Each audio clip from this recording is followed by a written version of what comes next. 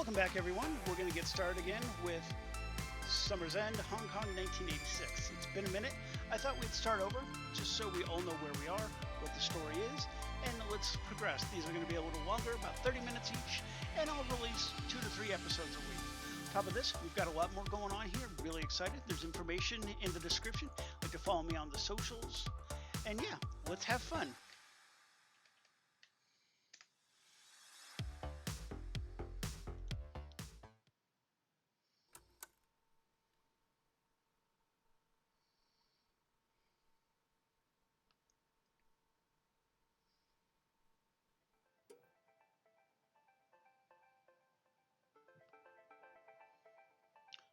When I think of my life, what I have, and what I've accomplished, I think I'm quite content with what it is. Had a comfortable upbringing thanks to the hard work of my parents. A very typical family. My father worked to support the household. My mother was a homemaker. You could say I was a spoiled kid. I went to a private school. Whatever toys, clothes, or snacks I could have asked for, mother would have brought it for me. I was a princess. My parents had grown up quite poor after the war. My father was a young man. He came to Hong Kong by himself from the mainlands to find work.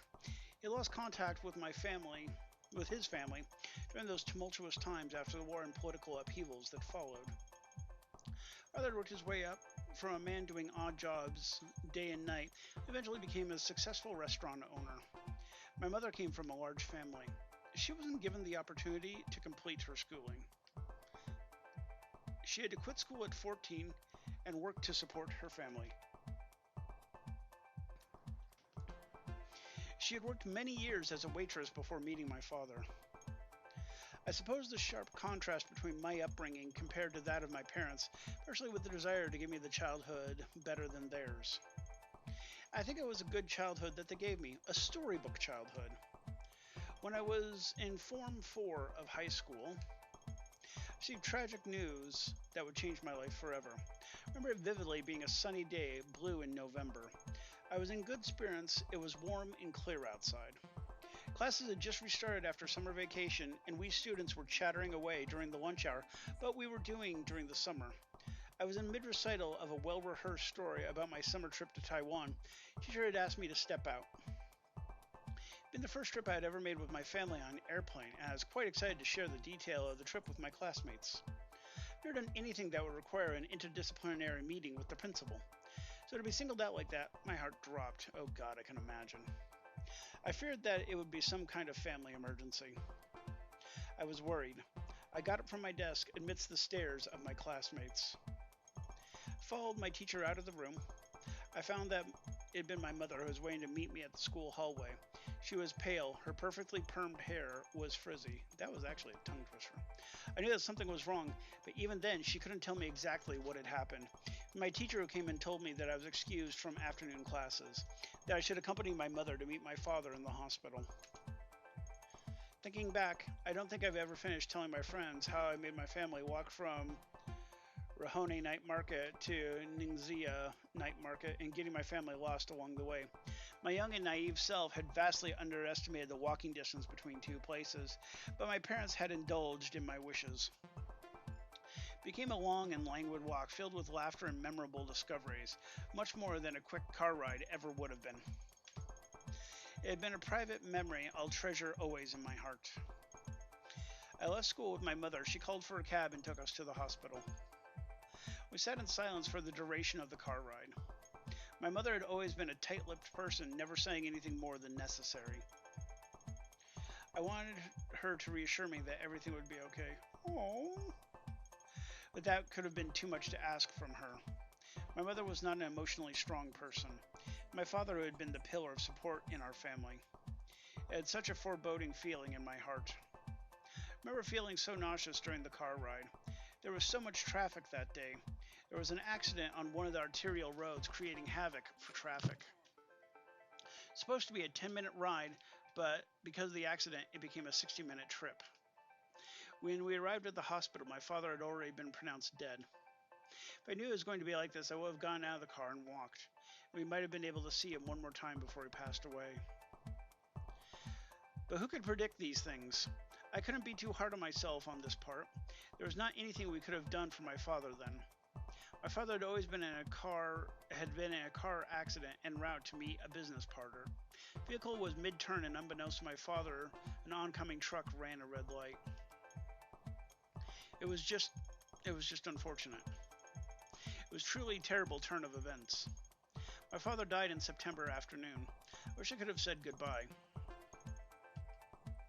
The next station was Central Interchange Station of the Blue Island Line. I guess we're getting out. My carefree youth had ended then.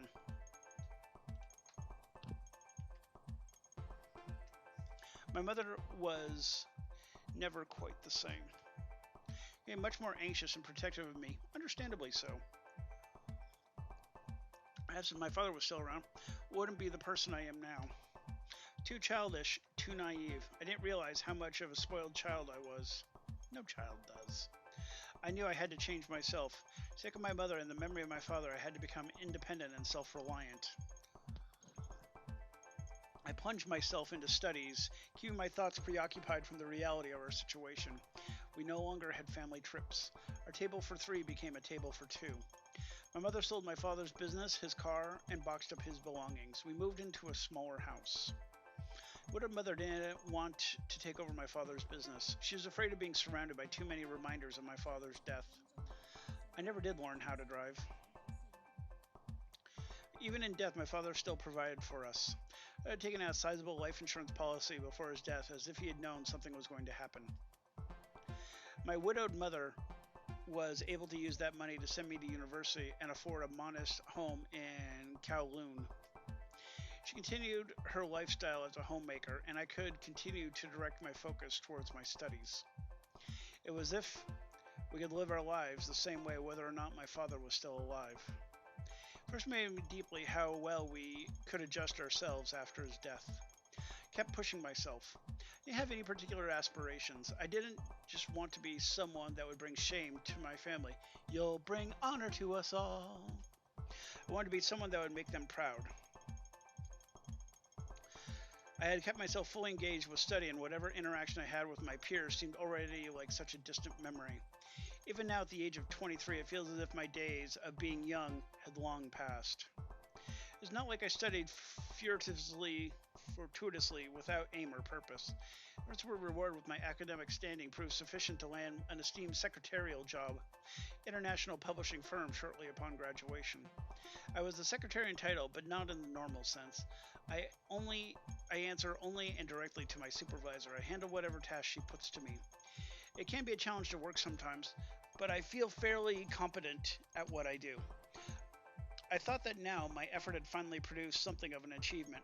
My modest success can be attributed to the work ethic that my father had instilled in me. Ooh, that's good coffee. He had always put his family first and gave him his best effort each day of his work. My father was in heaven watching over me. Hope he can see this and be proud of me. Days in the office are like a marathon day after day. Each day has its own set of challenges. A typical day is as follows. I arrive at work. I note down with complete accuracy the minutes of the daily morning meeting. Once I had finished that, I schedule appointments for our business clients and marketing staff. Sooner or later, lunchtime rolls in. I'll have the usual meal of barbecue pork rice at a nearby family restaurant. Whether I leave late or early, take in or dine out, the wait for the line for the lunch rush is always the same. After a quick break, I'm back to the daily grind at work. I continue working on my reports. Here on, the flow of time speeds up. I mean, I know this game is set in 86, but I'm loving the vibe of the almost city pop music aesthetic. I'll continue receiving calls and letters from clients. Take great care to make appropriate correspondence with them all. I spend several hours at my computer desk without knowing that the sun has already set outside. A day's work usually finishes around 8 p.m. Ugh. I tidy up and leave my completed reports at my supervisor's desk for her to review in the morning. Usually be dark outside when I begin my commute home from work. Back to the station from my office, passed by hundreds of people in the rush to their own destination. quickly, or else I'll be pushed back to wait for the later train. As I step into the train, a flow of time slows to a crawl. The train is our reprieve. We have no control over how slow or how fast it takes us to our destination. That train looks like something out of the Akira anime.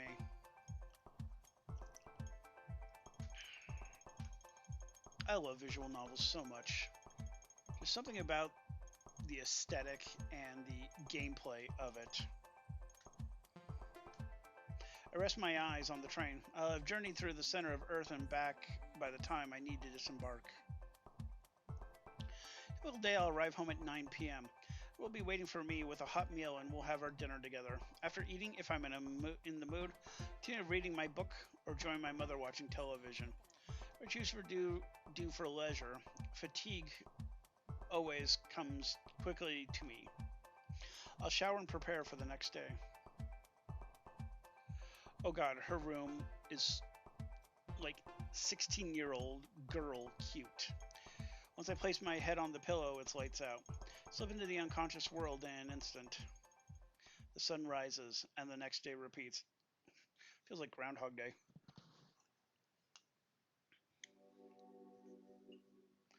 A day without incident is what I call a good day. Like the clockwork accuracy of the subway system, I like to structure my day in a timetable precise to the minute. A single minute can forever change the flow of an entire day. If you miss one bus, it can lead to missing every other connection. A 5-minute delay can become a 30-minute delay, especially with the compound congestion of traffic of a modern city living. It's important to treasure every single minute. Though sometimes, despite our best efforts, there are things that occur beyond your own foresight. Today was a day with an incident. The usual overhead walkway leading to our office was closed for maintenance. All foot traffic was diverted to other routes. I had to make quite the detour to reach my building. Hurry, I hadn't noticed when one of my heels had caught on the sewer grid, and lo and behold, God, those shoes don't look comfortable at all. When I rushed to take my next step, the heel snapped cleanly off my shoe. My beautiful heels! Fiore! New collection. Comfortable to wear, stylish and formal. Cost a month's paycheck, but it was an investment towards success. Breaking in such a way, of course I was upset. It was entirely unsalvageable. To add insult to injury, I had to hobble my way to the nearest convenience store and purchase a pair of embarrassing, homely sandals to wear. Oh, poor thing. Today was already turning out to be a disaster. I had worn these conspicuous sandals into work, and because of that, I was receiving much teasing from my coworkers. Even the newest hire felt he could approach me and make a joke about the kitchen slippers on my feet. Brave. Brave. Today I earned a new nickname at the office. Slippers Chung. Didn't know how long it would take to live this down. Resolved to never make such a mistake again. This incident set my whole day off. I was frazzled. I fumbled with the phone and Xerox machine. My usual 0.01% error in transcribing and typing had more than tripled. So she's at 0.03. We can live with that. Today might have been the longest workday ever. I had to get it together. Mrs. Tam noticed my distress and pulled me aside. Mrs. Tam personally hired me as her secretary, saying that I reminded her of her younger self. Mrs. Tam is a remarkable woman. She facilitated the rapid growth of her company for the past 20 years. If there's something she's passionate about other than making money, it had to be shoes. She herself is an aficionado of designer shoes. There's a rumor among the colleagues that she has a closet filled with over 10,000 pairs of luxury market shoes. I've never seen her wear the same shoes twice, so the rumor founded with reason. How much is this woman paying attention to her boss's shoes? It had been a dream come true to see such a collection with my own eyes. Anyway, I digress. Mrs. Tam recommended that I have the shoe repaired at a cobbler in HongKong. She said that the prices were very reasonable and that they could flawlessly fix any shoe within an hour. I took down the directions, made it my mission to fix it as soon as possible so I could put this embarrassment behind me. Mrs. Tam recommended the shoe cobbler. He must be no ordinary shoe cobbler. Peach cobbler. But after an embarrassingly long workday on my feet, I made my way to the shoe cobbler in HongKong. Fortunately for me, it was a busier day than usual on the train. I had to endure a number of stares of people on the train eyeing my pink slippers. It's called fashion, Karen. Hurried off the train as soon as I could and stepped into another crowded place. I don't normally frequent this area, as I find navigating its busy crowds and labyrinths of shops and stalls such an ordeal every time I visit. Certainly busy tonight as it always was. The amount of people on the streets, the smells, sounds can be overwhelming. Oh goodness, I can only imagine. That much neon would make anyone twitch. Tried to find my bearings. The cobbler shouldn't be far from the station exit, according to my supervisor. I looked again at the directions that were dictated to me by Mrs. Tam. Take the east exit and walk toward the convenience store across the street. Continue past the convenience store and look for a bakery. Go past the bakery and a left at the cosmetic store. Continue down the road until you reach the pharmacy. Turn right. Cobbler should be left at the next street corner. I scratched my head. Landmarks indicated certainly would apply to any other place. Effort, I was able to find the shoe cobbler in a back alley a bit away from the main thoroughfare. Just think how much easier it is now with GPS.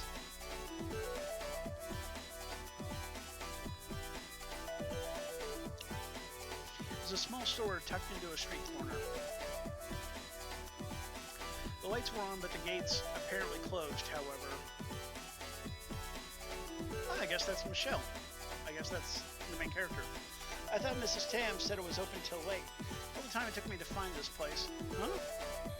And it reads calls for service. There's no number listed. There's no buzzer either. Am I supposed to just yell? Me. Cell phone. Her. It's 1986. Well, I've already come this far. Excuse me. I heard rustling sounds. Is there anyone there? Excuse me. I listened in.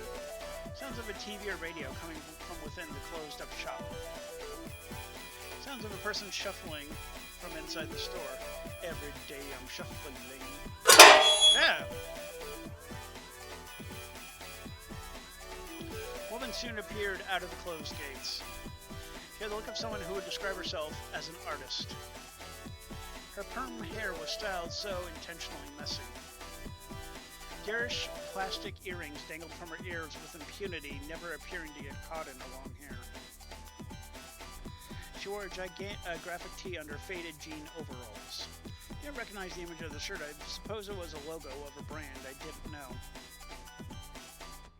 She didn't appear young enough to be a teenager, although she dressed like a valley girl out of an American movie. Her face was much too lean and her eyes too sharp. She was taller than me, too. I had to take a good look at her shoes. They were off-white canvas sneakers with a mark on the rubber sole, and to question Mrs. Tam's choice of recommendation. Oh, a customer. Wait just a moment. Are you the cobbler? Who? Me? No. I'm Sam, his daughter. Oh. Just watching replays of the World Cup game. Sorry to disturb you. Not at all. What brings you here? A broken shoe? Or is it a broken heart? I offer consultations for both. Wow, forward much? Huh? The woman winked at me.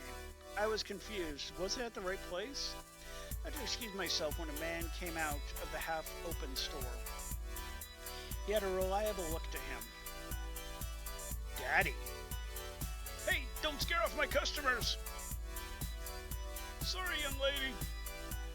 I'm the shop owner of the store, Mr. Wong. My daughter is quite nosy and likes to talk nonsense. Don't mind her. I see. Are you dropping off these shoes in your bag to be fixed? Yes, that's right. I broke the heel on this one. You gonna be fixed? Oh, what a nice shoe. It must have been so expensive. Yes, it'll be a shame to throw them out. Let me see. Oh, it's an easy fix. I can make it good as new. I'll have it done in under an hour. Really? Then I'll leave it with you. Thank you very much.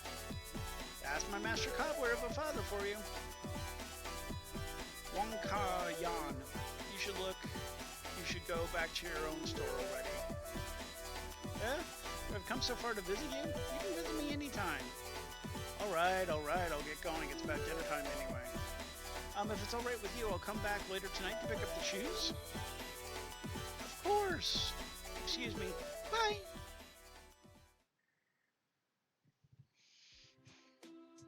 The shoe cobbler is quite an odd daughter. What did she mean by a consultation? Well, anyway.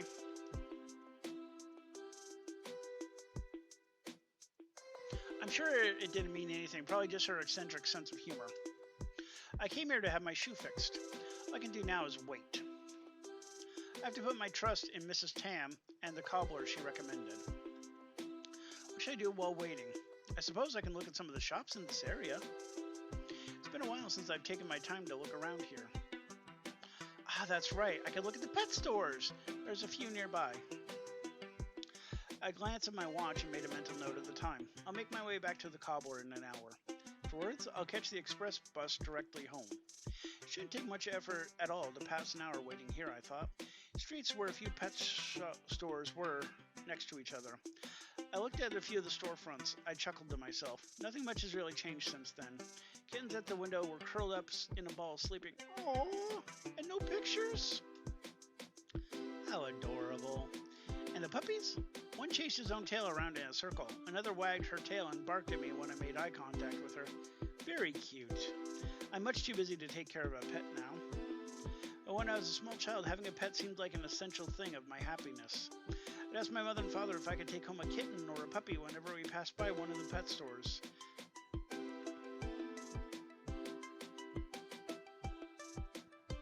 I should tell my parents that it was pitiful for these creatures to be caged and put on display like this. And better for their welfare if I take them home and love and care for them. Yeah, that totally sounds like a kid. But a pet was one thing my parents wouldn't fully indulge me with.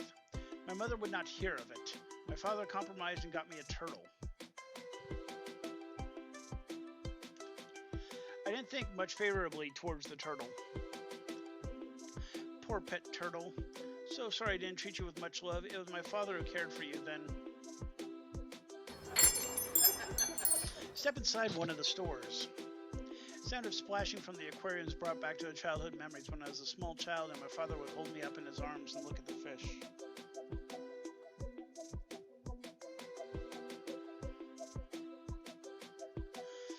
My eyes would light up with wonder at all the colorful fish swimming and darting around the tank. I walked further around into the store. My eyes followed the contrasting oranges and reds of schooling fish against the blue. Didn't know how long I must have stared at the tanks. Deep below the fish tanks was something you could get lost in. Oh, she's right. Over the steady hum of the ultraviolet aquarium lights, I heard the sound of the door chime. Saw the same woman from the shoe cobbler step into the pet store.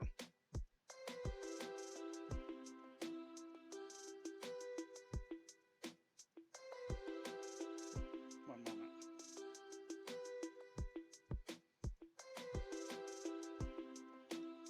She looked at her left and right. She appeared to be looking for something. Well, whatever it wasn't any of my business. I looked the other way. There were goldfish on display. Some had eye sacs that bulged out of their heads. This feature seemed more of an impediment to their ability to swim than something of an aesthetic value. I caught my own reflection in the glass tank. I suppose my swollen eyes weren't that different. I had been looking at the computer monitor all day, and I should put an iPad on when I get home. iPad. Something mustard appeared in front of my eyes. Reflection of the woman's earrings against the glass. My eyes instinctively followed her.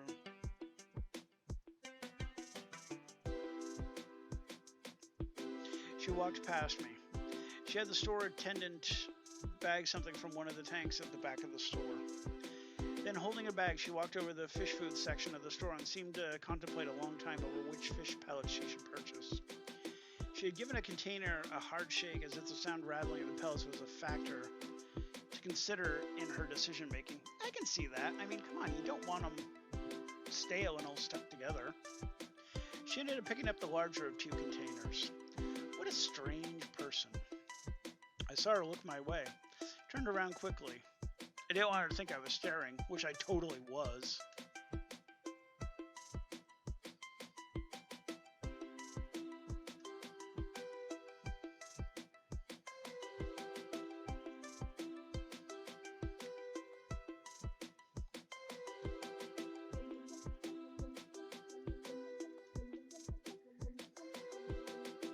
That's a pretty image right there. That could be a wallpaper. Again, I saw her hair staring across from me. Eyes met, the moment of a pause between us. I don't know if I should talk to her. It's not like we knew each other. She thought otherwise, and she smiled as if she had found an old friend. She waved at me, her animated gesture not at all phasing the fish in the tanks. They're like, oh, it's just Crazy Sam again. Young lady, looked around to stand beside me. Are you buying goldfish? Huh? No, I'm just passing the time while waiting. I see. You're from the shoe cobbler, right? Is something the matter? Oh no, I was just buying fish food. I see. Thought came to me when I saw you and I thought I should ask. There's this place nearby. Would you like to get something to eat with me? Ooh, moving quick, I like it. Huh? If you're paying? That's fine, but having dinner together? Yes, you've been waiting for the shoes. Have some time to spare, right? I am, but I'm sure you're a busy person, crazy lady. No, don't worry. I'm running from errands from Dad, so I have to get back to the cobbler later anyway. Back is something fishy. What pet food had to do with the cobbler, I did not know. Just darts at a dartboard? Maybe he has fish? I was thinking about getting some takeout, but you know, food is always better dining in and shared. Right. When you're alone, there's always a big seat at the table with the other strangers anyway. I'm a stranger too, though, so if you don't mind, would you like to eat together? Don't really want to bother you. No, I insist. By the time we finish eating, your shoes should be ready. Is this a technique for this girl to swindle me? Swindle? Huh. If you really want something else, that's okay too. There's a lot of food stalls around here, and I can show you the good ones. It's fine. You don't have to. Then it settled. Let's go to the restaurant. And from there, we're going to end it for this session. Session 2 should be up, I'm hoping, by Wednesday. And I'm going to also be doing the Fatal Frame playthrough on the Wii. Thank you very much. I know you've got a lot of choices, and it means a lot to me that you stopped and watched with Michelle and Sam and Summer's End. Thanks so much. I look forward to seeing you guys soon. Bye.